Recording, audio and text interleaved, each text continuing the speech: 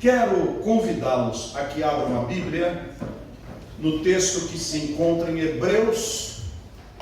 Um dos versos, inclusive, já foi lido, porém, eu gostaria de me deter nos dois. Hebreus capítulo 13.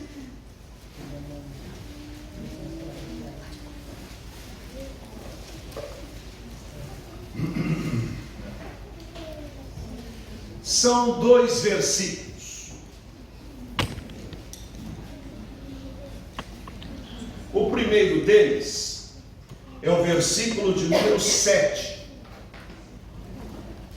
Assim diz a palavra de Deus: lembrai-vos dos vossos pastores, que vos falaram a palavra de Deus, a fé dos quais imitai, atentando para a sua maneira de viver. E o segundo verso está nesse capítulo mesmo, versículo 17: obedecei a vossos pastores e sujeitai-vos a eles, porque velam por vossas almas, como aqueles que hão de dar conta delas, para que o façam com alegria e não gemendo, porque isso não vos seria útil. Não feche a sua Bíblia. Santo Deus, que o teu Santo Espírito bendito, que habita em nossos corações, cuja espada é a Bíblia, fale agora a nossa alma de tal maneira que compreendamos qual seja a boa, agradável e perfeita vontade do Senhor. Amém. Em nome de Jesus. Amém. Amém. O primeiro verso nos dá uma ordem. Primeiro, quem escreve? Não sabemos. Alguns optam por dizer que foi o apóstolo Paulo. No entanto, o texto não diz que foi o apóstolo Paulo. O grego usado no livro dos Hebreus é muito superior. É um grego rebuscado. Além do que, esse texto menciona uma série de coisas importantes de alguém que era muito versado na lei e que desenvolveu perfeito raciocínio a respeito disto. Alguns então indicam que Apolo tenha escrito o texto de Hebreus, mas nós jamais saberemos aqui na terra. Alguns até dizem que foi uma mulher que escreveu, porque no final de 13 capítulos está escrito: resumidamente vos escrevi. Escreveu 13 capítulos e dizer que estava resumido. Então alguém fala, deve ser alguma irmã em Cristo que escreveu essa cartinha, né? Mas na verdade são apenas os instrumentos humanos para trazer a santa e perfeita e única palavra de Deus. Ela é inerrante. E eu sou daqueles que creem na inerrância da Bíblia, palavra por palavra. Eu creio na autoridade das Escrituras, ela não precisa ser atualizada. Nós recebemos o texto bíblico de dos 2 milênios da história da igreja. Hoje temos 3 manuscritos usados para as versões, por isso que algumas versões são diferentes das outras. O primeiro texto é este aqui, que é o texto chamado texto Receptus, que foi o texto que João Ferreira de Almeida usou na sua tradução. Foi o texto da King James, do rei Tiago, o texto dos reformadores, o texto que atravessou a idade medieval. Depois nós temos um segundo texto, que é o chamado texto crítico, feito com base em poucos manuscritos que foram encontrados numa biblioteca e ditos grandes textos, ignorando milhares de outros. Mas é o queridinho das editoras, das sociedades bíblicas, que hoje não, algumas delas, talvez a maioria, Creia que a palavra de Deus deve ser aplicada com a chamada equivalência dinâmica, ou seja, o que está escrito tem que ser adaptado. E eu sou a moda antiga, que o que está escrito é o que está escrito, eu não preciso adaptar, eu só preciso explicar. Houve uma tribo de índios que não conhecia o que era uva, também não conhecia o que era o pão de trigo. Então uma certa versão resolveu ver o que é que eles comem em lugar do pão. Comem mandioca. E o que é que tem lá que é vermelha? E era uma frutinha. Então na hora de traduzir, disseram: e o Senhor tomou a mandioca e repartiu entre eles. Isso é adulterar a palavra. Deveria muito mais apropriadamente dizer pão é uma coisa feita de um cereal chamado trigo que eles comiam lá, e é isso aí que foi usado. Nós não precisamos consertar a Bíblia. E há um terceiro texto. Eu citei o texto Receptus, que é o mais antigo, o texto Crítico, que é o mais novo, e agora os teólogos e os grandes filólogos estão preferindo um outro chamado texto majoritário. O que é o texto majoritário? É a soma de todos os manuscritos encontrados e, feita ali a seleção, o que é que tem em todos. Então esse é o chamado texto majoritário. Mas a verdade, meus irmãos, é que esta palavra seguiu milênios e os irmãos podem ter na sua mão uma versão, uma tradução fiel às Escrituras Sagradas, e é o que nós precisamos para o bem da nossa alma. Hebreus foi escrito para explicar a transição entre a velha aliança e a nova aliança. O que era a velha aliança? A aliança feita nos mandamentos das tábuas da lei e reconhecida por Deus através do sangue do cordeiro que foi derramado, e o povo fez uma aliança com Deus, o povo de Israel.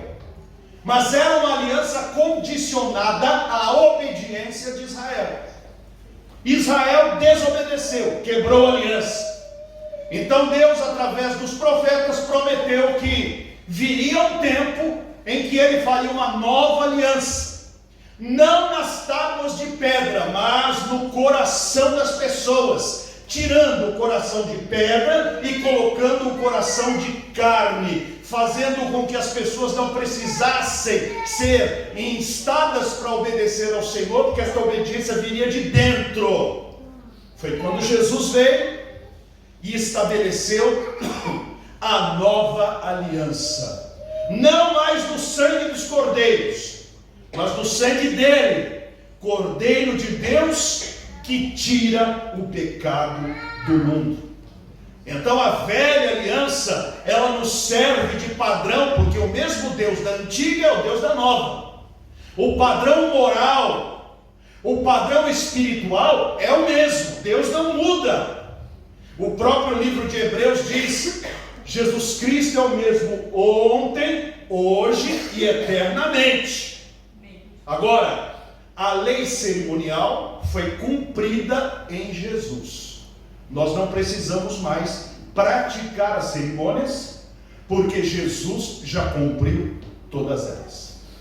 Dito isso, no capítulo 13, o autor já está chegando aos finalmente desta carta.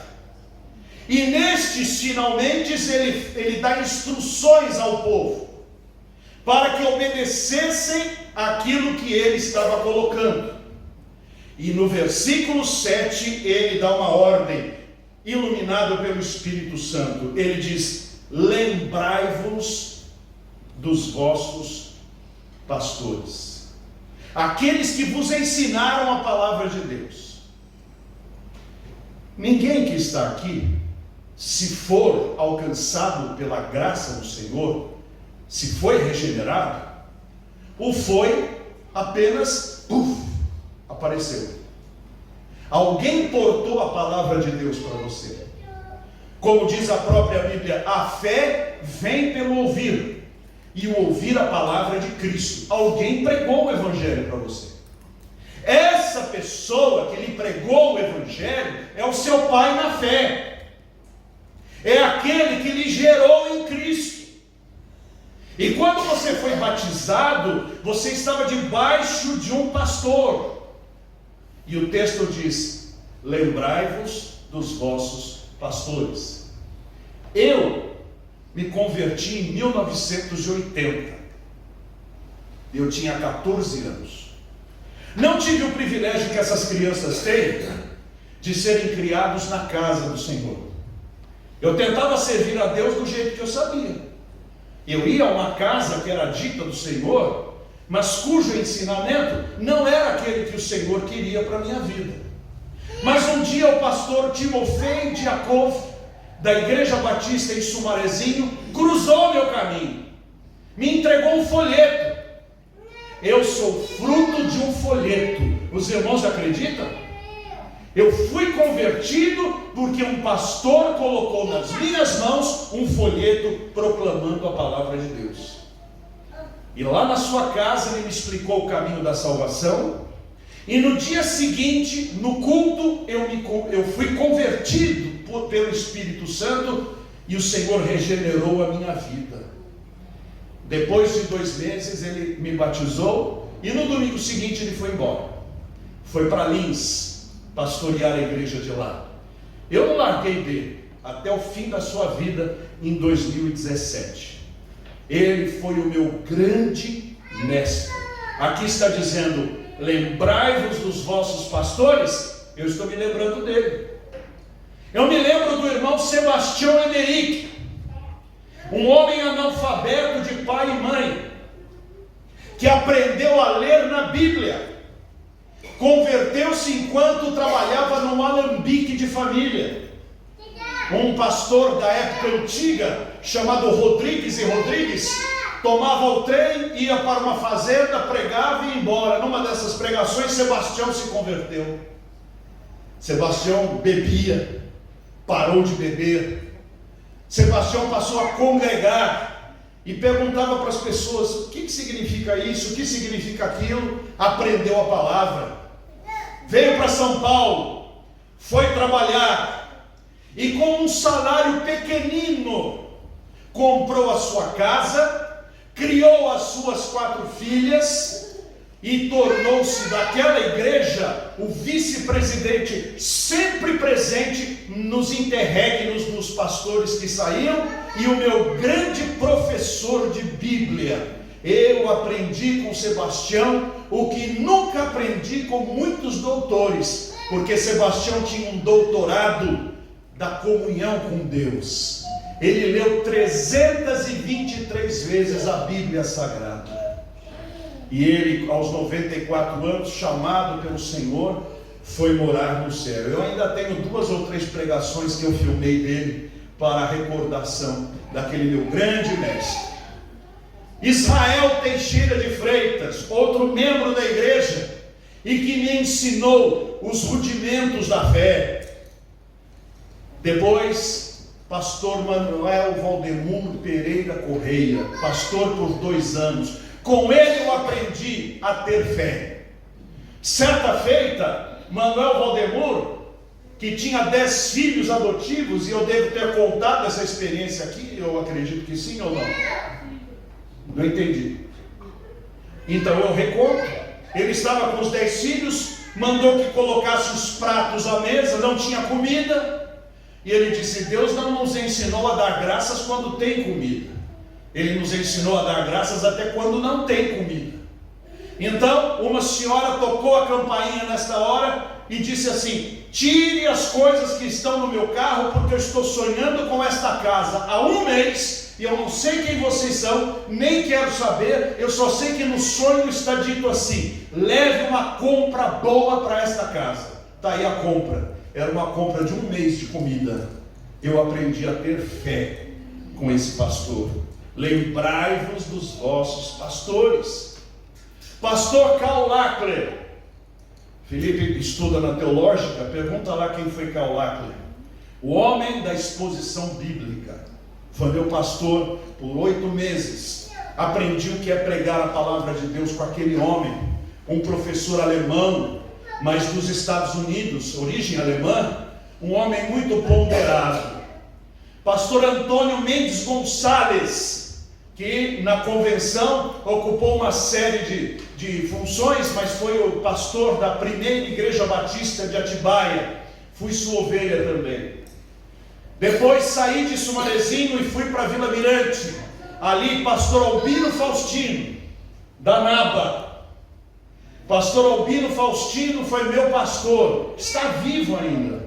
Deve ter 94 ou 95 anos, mora numa casa de repouso. Nunca me esqueci daquele homem de Deus.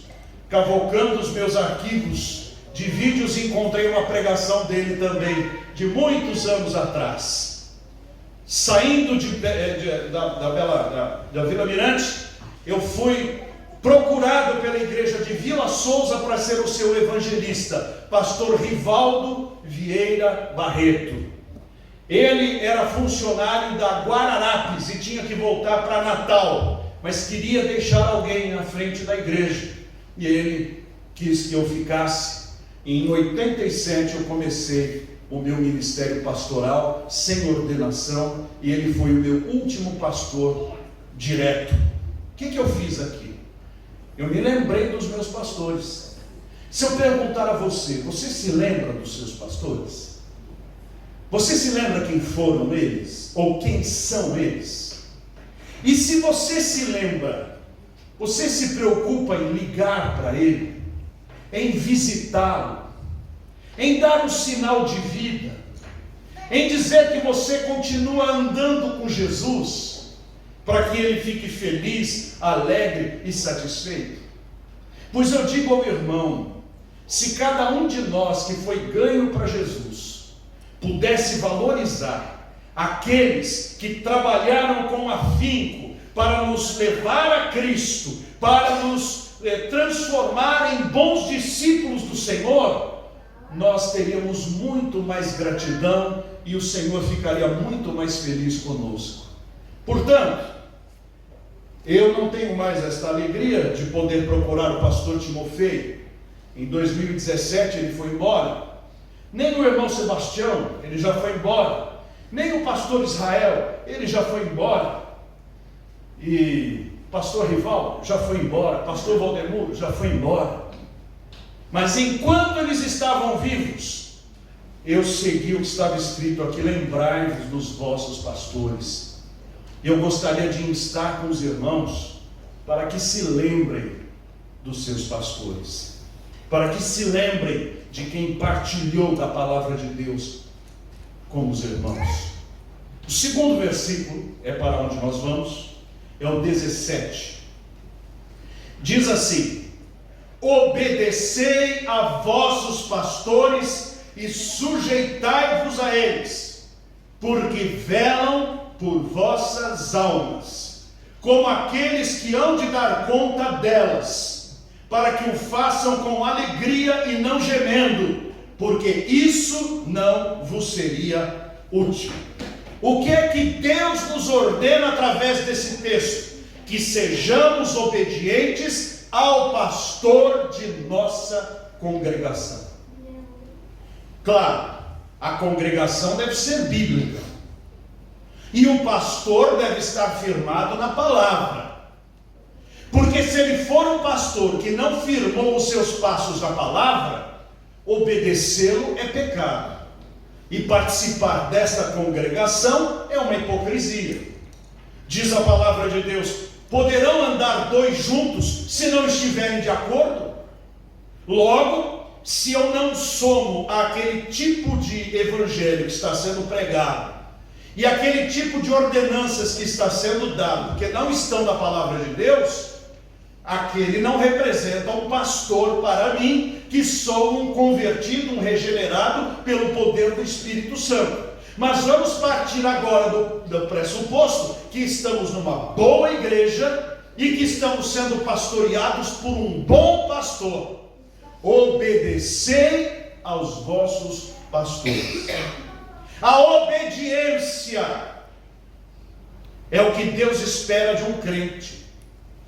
Obediência à palavra, porque o que um pastor bíblico pede não é aquilo que é o seu capricho, mas é aquilo que está escrito na santa palavra de Deus. Portanto, obedecê-lo é obedecer aos mandamentos da palavra.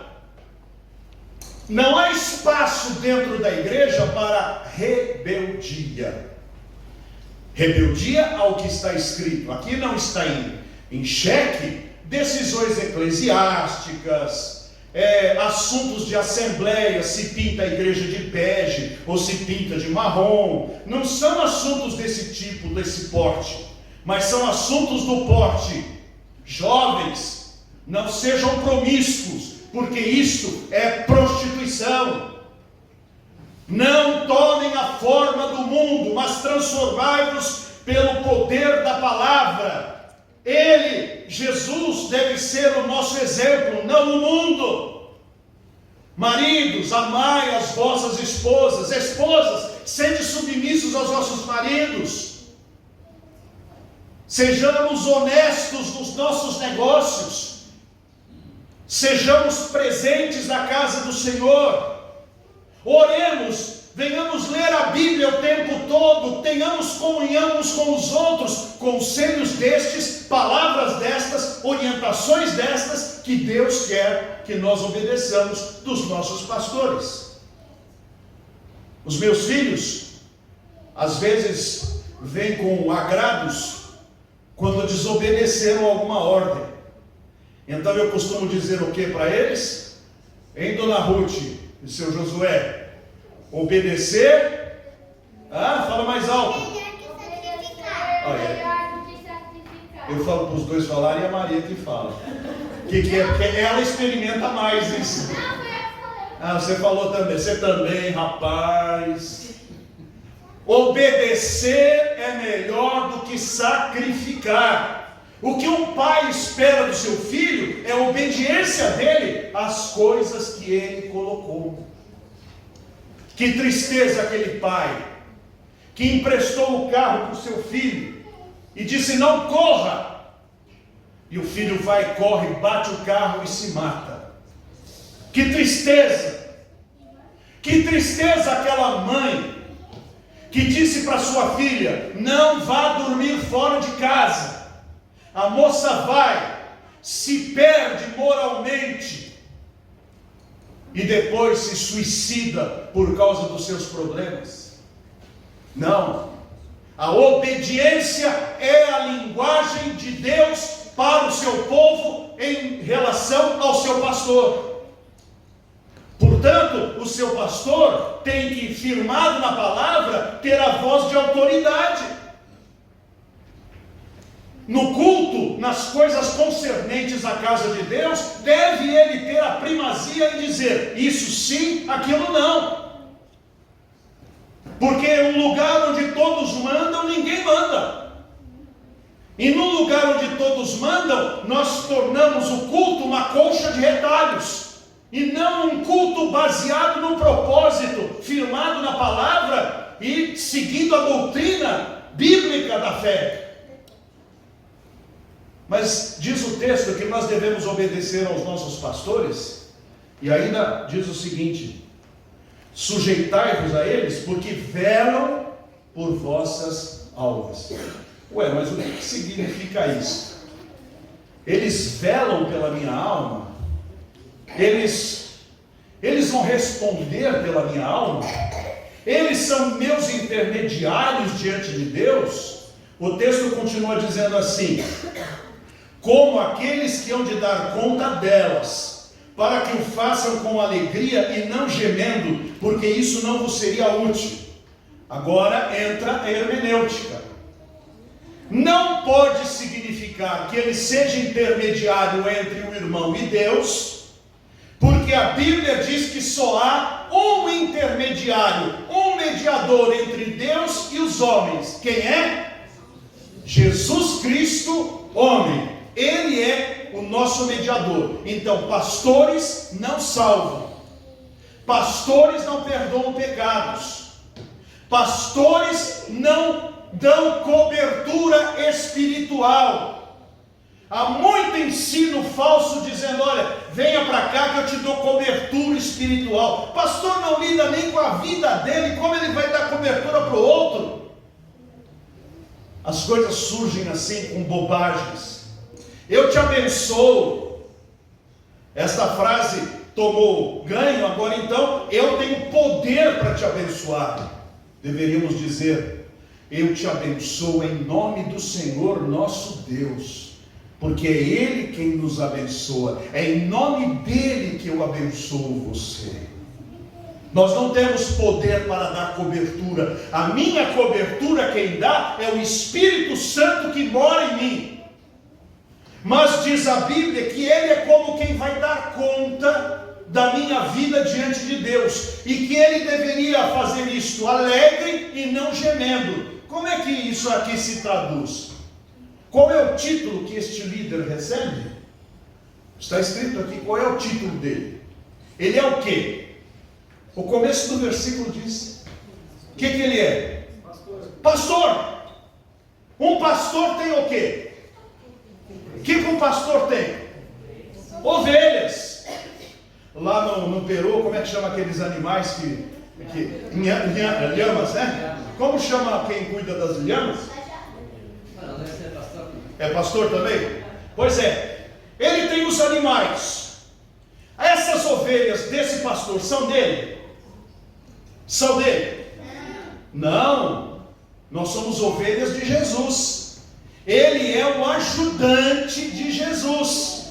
Então ele tem estas ovelhas de Jesus sob seus cuidados. Então um dia esse pastor vai prestar contas diante do dono das ovelhas. E o dono das ovelhas vai dizer assim: olha, cadê o João? Cadê o Pedro? Cadê o Isaac? Cadê o Felipe? Cadê a Maria? Cadê a Sebastiana? Cadê a Genoveva? Cadê a Vera? Cadê a Elaine? E o pastor vai chegar e vai dizer: olha, Senhor, fulana se perverteu, abandonou a fé. O fulano voltou para o mundo, fez maus negócios. O outro se suicidou. O outro entrou nas drogas. O outro se divorciou, acabou com a família. Pensa que o pastor vai fazer isto alegre? Ele vai fazer chorando. Este choro do pastor, diz o texto, não será útil para nós. Se eu sou um salvo, e uma vez salvo por causa da livre graça do Senhor, estou salvo eternamente, eu não me perco, mas também não vivo na prática do pecado, porque quem vive na prática do pecado não viu o Senhor e nem o conheceu. Mas poderia ter produzido muito fruto e não produziu nada. Vai chegar diante de Deus todo desconfortável, e o Senhor vai dizer: mostre-me as suas mãos. E nós vamos dizer: Deus, com todo o tempo que o Senhor me deu, eu não fiz praticamente nada. Que vergonha. E o pastor vai chorar por estas pessoas. Mas em contrapartida a isso, quando o Senhor Jesus, dono das ovelhas, perguntar: e o fulano? Esse fulano, quando ele entregou a vida para o Senhor, ele foi transformado, ele mudou de vida, ele moralmente se transformou em outra pessoa, e ele levou tanto, Senhor, para o teu caminho. Está aqui, Senhor, é ele. Olha lá os filhos dele, olha os netinhos dele, netinhos da fé. Isso vai ser uma alegria e uma felicidade na vida do pastor. Diz a Bíblia que nós devemos obedecer aos nossos pastores. Há um gabinete aqui, gabinete pastoral. Eu não conheço a história desta igreja, mas as histórias se repetem. Quantas vezes nesse gabinete o pastor desta igreja deve ter chorado por causa da vida de determinadas pessoas, por causa do pecado de determinados casais, por causa da rebeldia de determinados crentes. É ali no escondidinho, onde Deus consola o coração do pastor. Mas eu não quero ser alguém que gere tristeza no coração do pastor. Pelo contrário, eu quero que o meu pastor esteja feliz com a minha vida, por mais humilde e pequenininho que eu seja, porque por pequeno que eu seja, eu poderei fazer a minha parte e dar a Deus o que é de Deus. E o pastor vai olhar para mim e dizer assim: como eu me orgulho de você, como você me traz alegria. Quando eu penso em todos os problemas na igreja que eu tenho, eu me lembro de você, eu tenho uma alegria tão grande, uma felicidade tão profunda. E ele vai virar-se para o Senhor e dizer: bendito seja o teu nome, ó Pai, por esta vida preciosa que colocastes debaixo dos meus cuidados auxiliares. Muito obrigado. Que tipo de pessoa você quer ser? Da que gera choro ou da que gera alegria no coração do pastor? Que estes dois textos, aplicados na nossa vida, provoquem duas atitudes. A primeira, que não nos esqueçamos jamais daqueles que deram a sua vida para a nossa salvação, que pregaram, que testemunharam, que distribuíram uma literatura, de quem ouvimos no rádio, um texto que lemos, não importa, ele foi usado pelo Espírito Santo para a nossa salvação. Vamos dar graças por essas pessoas. E segundo, honrarmos e obedecermos ao nosso pastor, com amor, com cuidado, com zelo. E às vezes pequenas atitudes, meus irmãos, pesam tanto. Às vezes o pastor prega, se esgoela, soa, vai à porta para saudar, não tem um irmão falando da mensagem ou agradecendo por ela. Quantas vezes o pastor vai embora pensando assim: será que eu falei às paredes? Será que eu falei tão mal assim? Será que a palavra não encontrou guarida? Um muito obrigado faz tão bem. Muito obrigado, pastor, por ter vindo. Muito obrigado, pastor, por ter pregado. Muito obrigado, pastor, por ter orado. Muito obrigado, pastor, por ter se preocupado. Eu me lembro uma vez, e com esta eu termino, na porta da igreja, uma senhorinha estava meio triste, e eu falei: minha irmã, o que a senhora tem? Ela disse: pastor, eu estou com uma dor nas costas, o senhor ora por mim? Eu falei: eu oro sim, vem aqui, eu oro agora pelo senhor. Orei por ela, ela foi embora. Domingo que vem, as pessoas passando, e havia um número grande de pessoas, passa essa senhorinha de novo. Eu falei: irmã, as suas costas estão melhores? Ela olhou assustada e disse: o senhor ainda lembra? Eu falei: mas é claro que eu lembro. Essa mulher chorou. E ela disse: eu ocupei um espaço na sua memória, no seu coração. Pastor, eu não tenho palavras para lhe agradecer. No domingo que vem, ela me trouxe um sachê de sabonete. Antigamente fazia, lembra? Espetado com aquela cintinha. Ela é uma senhora de 90 anos. E ela me trouxe um sabonete Rexona lá, exato. E ela me deu com tanto amor, com tanto carinho. A fitinha eu guardei de recordação. Ela já está com Jesus. Uma simples atitude gerou uma gratidão. Vamos fazer isso pelo pastor. Pastor, muito obrigado por tudo que o Senhor tem feito por nós. Isso é muito precioso. Isso vale mais que dinheiro. Isso vale mais do que patrimônios. Isso vale mais do que objetos, vale mais do que festejos. É a gratidão expressa o tempo todo. E não é só para o pastor, marido para a esposa, esposa para o marido, filhos aos pais e pais também aos filhos, como aconteceu com a Rutinha, que foi tão bem na prova, foi a melhor nota da escola, e eu tive que felicitá-la e chorar com ela de tanta alegria no meu coração, porque a realização dela é o meu prêmio, é o prêmio da Elaine. é a nossa felicidade, é a nossa alegria. Portanto, meus irmãos, que esta palavra de Deus se aplique em nosso coração e que, primeiro, nos lembremos dos nossos pastores e, segundo, que sejamos obedientes e sujeitos ao pastor de nossa igreja bíblica. Que assim seja. Amém. Amém.